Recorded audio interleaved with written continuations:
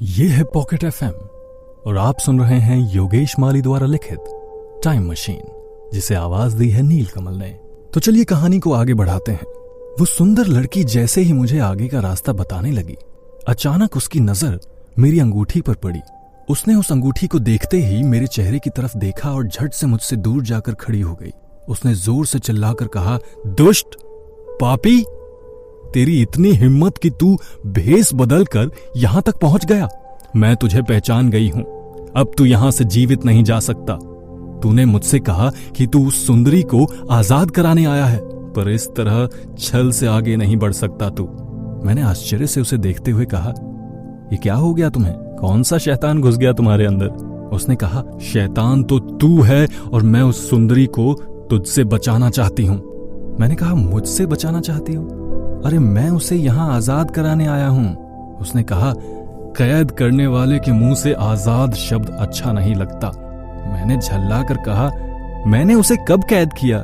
मैं तो पहली बार यहां आया हूं। मैं उसे आजाद करके इस समय चक्र से बाहर निकालना चाहता हूं। उसने कहा, जिस समय जिसके हाथ में ये अंगूठी हो, उसे समय चक्र से निकलने में क्या मुसीबत? तुम तो आसानी से किसी भी समय में आ जा सकते हो। मैंने कहा, तुम्हें पता है इस अंगूठी के बारे में? उसने कहा, मैं अच्छी तरह पहचानती हूं इस अंगूठी को। जिस समय उस सुंदरी को यहां कैद किया गया था, उस समय उस राजा ने यही अंगूठी पहनी थी। अब ये अंगूठी तुम्हारे हाथों में है।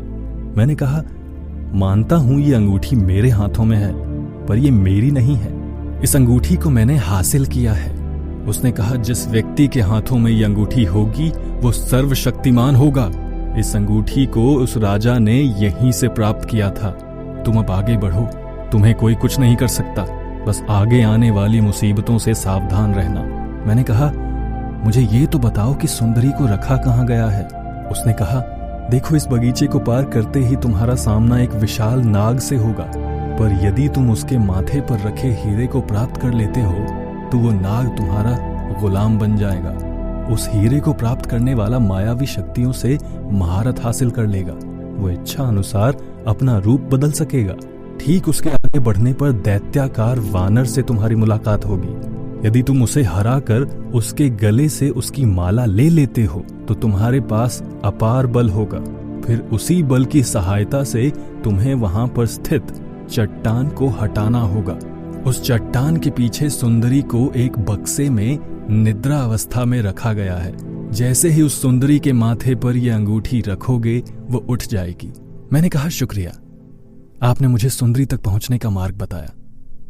उसने कहा, हां, पर सुन लो, तुम्हें उस सुंदरी के स्थान पर खुद को वहां रखना होगा। ये सुनकर मेरे पैरों तले जमीन खिसक गई। मैंने कहा, क्या और कोई रास्ता नहीं? उसने कहा, उस जगह तुम्हारी कोई अपनी सबसे प्रिय वस्तु को रख देना। मैंने कहा, ठीक है, तो अब मैं आगे जाऊं या नहीं? उसने हंस के कहा, मैं तो चाहती हूं तुम्हें सदा के लिए अपने पास रख लूं, पर हां, जाते समय मिलकर जाना। मैंने कहा, जरूर, क्यों नहीं। मैंने उससे इजाजत ली और आगे बढ़ा। बागीचे को पार करके मैं जंगल की ओर बढ़ा। जंगल बहुत ही घना था। वहां पेड़ों की ऊंचाइयां कम थी पर घनी बहुत थी। चारों तरफ उजाला ही उजाला। सभी पेड़ों पर लगे फल चमक रहे थे। कोई लाल तो कोई पीले तथा कुछ हरे रंग के थे। मानो मैं जगमगाते सितारों के बीच पहुंच गया था। कुछ ही दूर पहुंचा था कि एक हल्की सी सरसराहट महसूस होने लगी। अचानक ऐसा लगा मानो हवा चल रही है, पर न जाने कहां से मेरे चारों तरफ दीवार का एक गोल घेरा बन गया।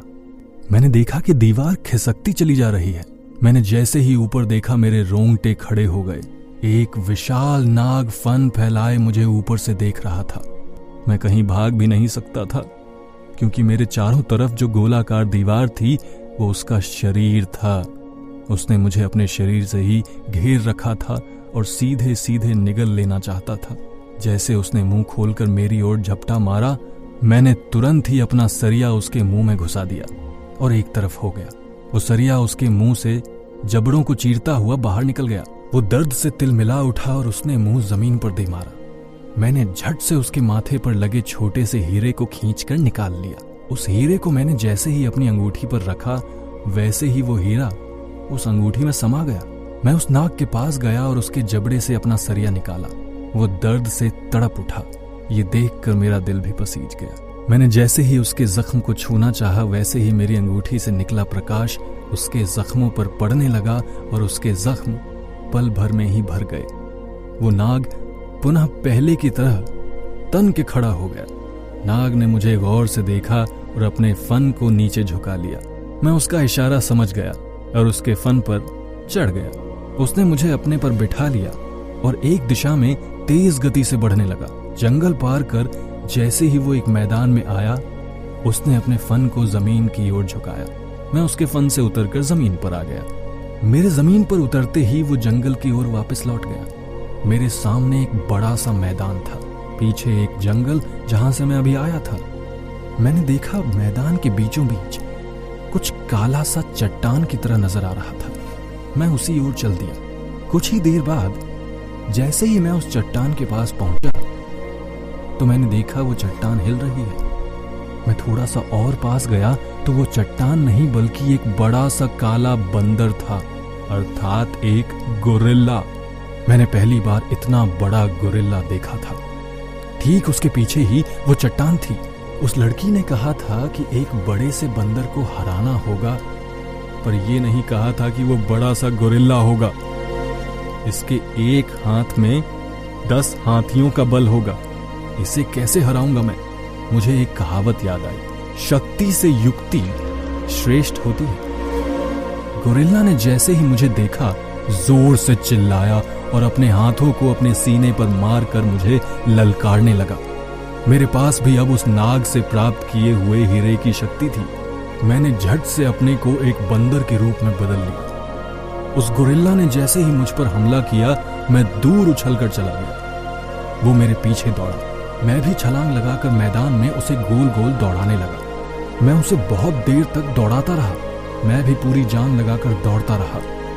जब वो थक कर बैठ गया तो मैंने अपना सरिया उठाया, झट से छलांग लगाकर उसके कंधे पर चढ़ गया। अब जब तक वो मुझे पकड़ता, मैंने अपने सरिये से उसके गले में पहनी हुई माला को खींचकर तोड़ दिया और माला जमीन पर गिरते ही मैंने भी नीचे छलांग लगाई। वो गुस्से से मेरी ओर लपका और पकड़ लिया, पर जैसे ही उसने मेरे हाथ में वो माला देखी, वो सहम गया और मुझे वहीं छोड़कर दूर जा खड़ा हुआ। मैंने अब बंदर का रूप त्यागा और अपने रूप में आ गया। मैंने वो माला पहन ली। माला पहनते ही मुझे अपार शारीरिक शक्तियों का एहसास हुआ। मैंने झट से उस चट्टान को वहां से हटाया और उस बक्से को खोला। बक्से में अत्यंत सुंदर महिला सोई हुई थी, जिसका रंग दूध के समान और बाल सुनहरे थे। मैंने अपने हाथों से वो अंगूठी निकाली और उसके माथे पर रखा। माथे पर अंगूठी रखते ही उसने अपनी आंखें खोली। मैंने झट से अंगूठी को पहन लिया। उस सुंदरी ने आंखें खोली और बैठ गई। उसकी आंखें नीली रंग की थी। उसने मुझे देखा और कहा, कौन हो तुम? मैंने कहा, तुम्हारी बेटी ने मुझे यहाँ भेजा है तुम्हें आजाद कराने के लिए। सुंदरी ने कहा, कहाँ है मेरी बेटी? कैसी है वो? मैंने कहा, जहां तुम उसे छोड़ आई थी वहीं है, सुरक्षित है। पर सुंदरी वहीं बैठी रही। मैंने कहा, चलो क्या हुआ? उसने कहा, मेरे यहां से उठते ही तुम यहां कैद हो जाओगे। मैंने हंसते हुए कहा, ऐसा कुछ नहीं होगा। मैंने अपना वो समय यंत्र निकाला। मेरा मोबाइल जो मैंने बड़ी मेहनत से बनाया था, मेरा टाइम मशीन जो मुझे जान से प्यारा था, मैंने उस बक्से में रख दिया और सुंदरी को वहां से बाहर निकाला। सुंदरी के बाहर आते ही वो बक्सा बंद हो गया। मेरी आंखों में आंसू थे। सुंदरी ने कहा, तुमने मेरे खातिर अपना सबसे प्यारा वस्तु खो दिया। क्या था वो? मैंने कहा, ये मुझे जान से प्यारा मेरा अपना बनाया हुआ टाइम मशीन था, जिससे मैं समय की यात्रा करता था। और सुंदरी ने कहा, उदास होने का कोई फायदा नहीं। अब वो यहां सुरक्षित रहेगा, पर इसके बदले तुम्हें बहुत सी अपार शक्ति मिल चुकी है, जिससे तुम बिना किसी यंत्र के समय में सफर कर सकते हो। ये सुनकर मुझे थोड़ा अच्छा लगा। सुंदरी और मैं साथ साथ उसी दिशा की ओर चल पड़े जहां से मैं आया था। हम दोनों जैसे ही उस मैदान और जंगल को पार करके बागीचे में पहुंचे तो देखा वो सुंदर और प्यारी सी पहरेदार हमारे इंतजार में बैठी हुई थी। उसने जैसे ही हमें देखा, वो दौड़कर हमारे पास आई। वो सुंदरी और मेरे गले लग गई। उसने कहा, अब दोबारा मुझसे मिलने कब आओगे? मैंने कहा, मिलने की क्या जरूरत, तुम भी हमारे साथ चलो। उसने कहा, नहीं, मैं नहीं जा सकती यहाँ से, क्योंकि मेरा जन्म यहाँ की रक्षा करने के लिए हुआ है। यहाँ हजारों तरह की शक्तियां हैं जिसकी रक्षा करना मेरा कर्तव्य है। तुम बस शक्तियों के सागर से एक बूंद लिए जा रहे हो। उसकी आंखों में आंसू थे। मैंने उसे पोंछते हुए कहा, जब भी समय मिले मैं तुमसे मिलने आता रहूंगा। मैंने उसे अलविदा कहा और गुफा से बाहर निकलकर उसी समुद्र के किनारे आ गया। सुंदरी ने कहा, मेरा हाथ पकड़ लो। और आगे हुआ क्या, ये जानने के लिए सुनते रहिए पॉकेट FM और सब्सक्राइब कीजिए टाइम मशीन को।